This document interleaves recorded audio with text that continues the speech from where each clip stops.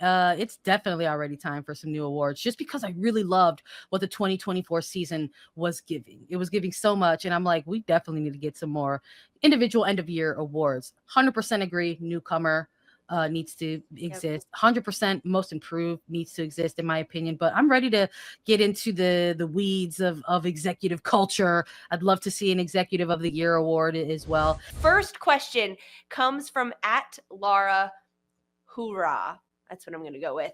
All right. She says, with more expansion teams on their way, do you think the NWSL would ever cap how many new teams are added? If so, how many is too many? Currently, NWSL is at 14 NWSL clubs, guaranteed 2 more to come by 2026, which would make the total 16.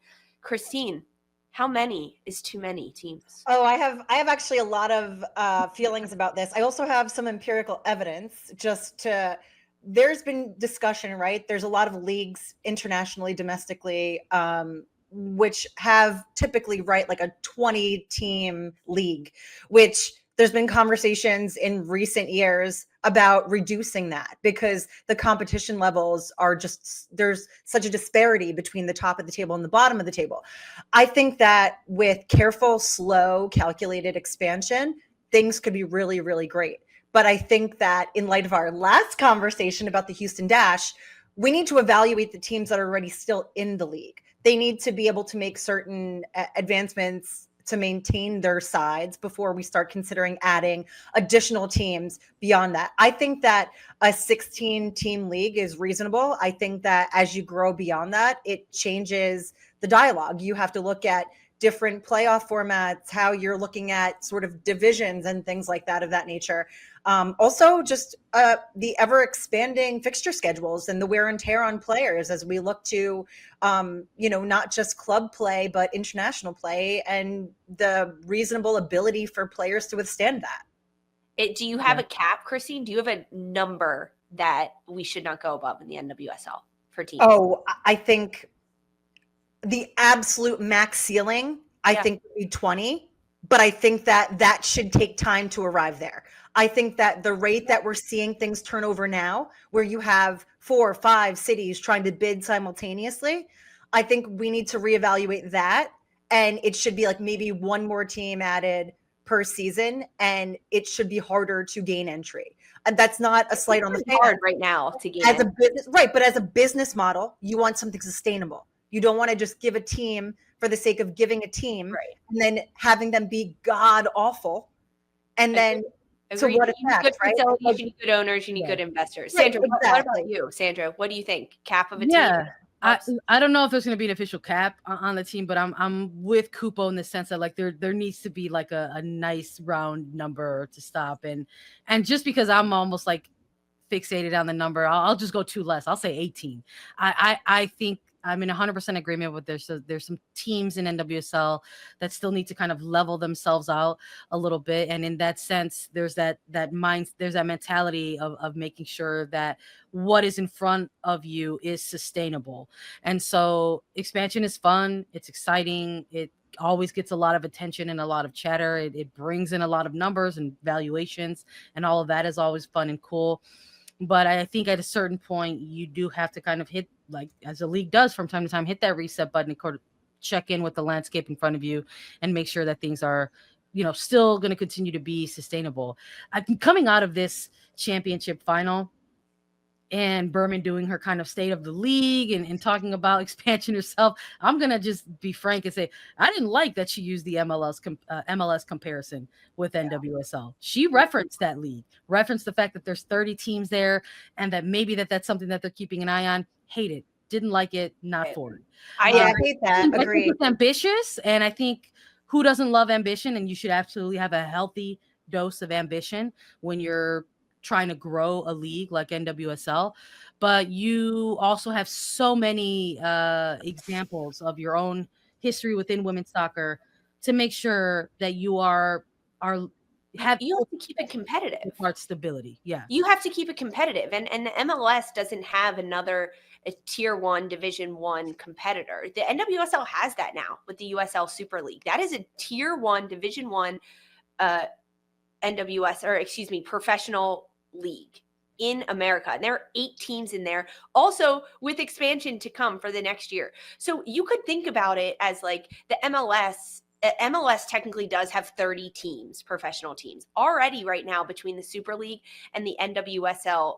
What is that? 14 plus 8. Like we're there. We're already there at the professional leagues to keep the competitiveness and the parity so tight. I think 16 is the max NWSL clubs that we need to have for one conference. Once We're you get we're all in agreement it's an even number then, Lisa.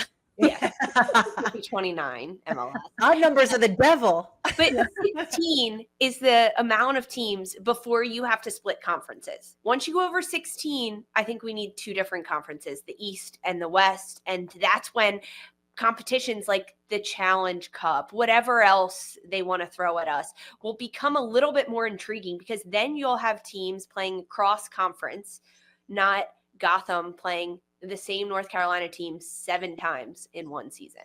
Fair. That's what I'm going to say. I'm sticking at 16. Just don't get to like 30, like that. Yeah, that's insane. We don't want to be anything like over MLS. 20 is nuts. We don't want to be like We don't that. wanna be Okay, like next question. Next question. We're moving on. Paul Brown 2422 asks, what annual awards should the NWSL add to the mix? He does give some examples: most improved, comeback player of the year. Sandra, did you write about this? Do you already do this? Come on, give us. What other awards should the NWSL have? You know, I did. I was so high on this. Paul Brown could see into the future that I wrote about it way back in May. I was like, it's definitely already time for some new awards, just because I really loved what the 2024 season was giving. It was giving so much. And I'm like, we definitely need to get some more individual end of year awards. 100% agree. Newcomer needs to exist. 100% most improved needs to exist, in my opinion. But I'm ready to get into the weeds of executive culture. I'd love to see an executive of the year award as well. And I kind of threw out there in the article that I did earlier in May that maybe some sort of unique award can be presented. I kind of referred to it as like a legacy player award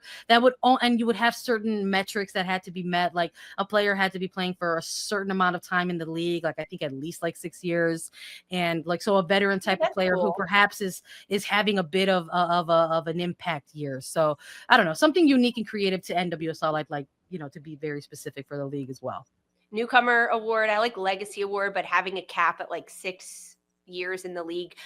Paul Brown, who asked this question, he's hanging with us right now on YouTube, and he said, "Yeah, Sandra, I was channeling you when I wrote that question." A lot of people liking that question from Paul Brown. Guys, if you're with us on YouTube, you too can ask us questions. Let us know. Paul, good one. We're going to move on. We're going to keep rolling. There's a lot of questions we want to get to. This next one, question number 3, is from Cade Braham. Excuse me, I'm trying here. They say, build an NWSL free agency 5-a-side team and pick an available coach to lead your team. So we are going to do a combined 5-a-side. So between Sandra, Christine, and myself, and we're going to run through it. So Sandra, I'm going to let you start. Should we start with the players and then we'll do the coach at the end? Yeah. Okay, let's start with our players. Sandra, you are our captain, our leader here of the dodgeball team. You get to pick first. Who is your free agent that you're drafting?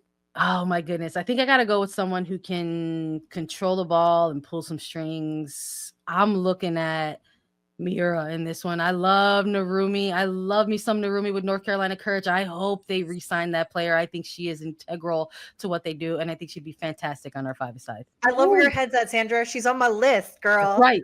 She's on my list. She's on my list. Okay, Christine, you might clean her up next. All right. I'm going to go with our Master of the Dark Arts, Becky Sauerbrunn. Gotta get someone out there to sweep those balls up. I wasn't expecting you to go with a defender. I wasn't, dude. Do you know that that's the only defender I have on my list? I was going to say, when I was going through the free agency list, I was like getting all these attackers. I have to pick some defenders because Christine's not going to come with any. I know. Trust me, the rest are all like attackers and midfielders. You know who I want to see in the midfield with Narumi, Sandra? Vanessa DiBernardo. Oh, sick. Love it. She can score, she can defend, she can combine, she can do it all. Vanessa, you're on our 5-a-side. Let's roll. All right, Sandra. All right, let's go with an attacker. Let's go with an attacker here, or at least an attacking-minded player. We don't know what's going to happen with this player, although if we could predict it's going to go one way or the other, she's going to stay with her team or hang up the I boots. know who you're We got to have Marta on this team. We got to have Marta on the 5-a-side. Come on. Oh, that's hilarious. I knew you were going to pick her. That's a good one. Christine, you're Are up. we going to have a goalkeeper on this team? We don't need a goalkeeper. It's I don't think there's any goalkeepers. Yeah, I mean, you just vibe. Oh, That's why I was like, we got Becky back there. What do we need anybody else for? You don't need any goalkeepers. It's 5-a-side. Right. First of all, in my world, you just need a bunch of midfielders and vibes. So You got. Take us home. I'm gonna go. Oh, this was so hard for me because there's like two, and like one I feel like is great in attack and also defensively, so like more utility. But I'm gonna go with my heart and say Caroline. Yes. I was gonna say if you don't one, pick but her. two. Courage. That juega bonito. Let's go. Okay, so we have on our roster Narumi, Sauerbrunn, Marta, Caroline, and Di Bernardo. I think we're winning. That's pretty stacked. Right. We're winning. Yeah. Now we get to pick a coach. I'm gonna take this one. Yeah. Okay. I'm picking Casey Stoney. Yes. Wait a minute. I thought it was available, coach. Like, does that mean like available? She's available. She's Wait, available. she's not Hold on. available. So like meaning like they need a job. Like, Yeah. She needs a job. 5-a-side Casey Stoney? Sandra, what else does available? We have such an attacking 5-side though. You want a defensive minded coach? Yes, because Listen. we have an attacking minded. All right. Tell them how to defend. All right. Listen, I for sure thought you were gonna say Fran Alonso. I love Casey Stoney, and also she gained so much street cred with her recent tweet that was like only in football, and I was like, "Yo, my queen, where do I kneel?" Oh, hilarious. Absolutely hilarious. I Well, think this we're is a taking pretty good team. I think we're winning. Thank you, Cade, for this question. We've got one more question to round out our mailbag segment. This one comes from Romcom Tom. Great name. Great. If you could bring back any retired player to play in today's NWSL, who would you like to see? Sandra, I'm starting with you because you are our OG NWSL queen who has been to so many finals and been around the league for so long. You know all the retired NWSL players. Let us know. I'm gonna assume that this means like any retired player, and we're getting them in this version of NWSL right? in their prime. Yeah. In their prime. So I'm gonna actually, I'm inspired by still to this day, 2 weeks later, by the NWSL Championship final in KC. It was an incredible time, and one of the really cool things that I got to do was attend a Touch More's live show. And one of the things I really loved was that they put together like some of their ideal starting 11s for just national team based players, and there were some cheers for a lot of like from the local folks for their local Kansas City current players. And then there was a name that was dropped that got not any love, really. And we were in Kansas City, so I was expecting some cheers. But the name Amy LaPelbit was dropped.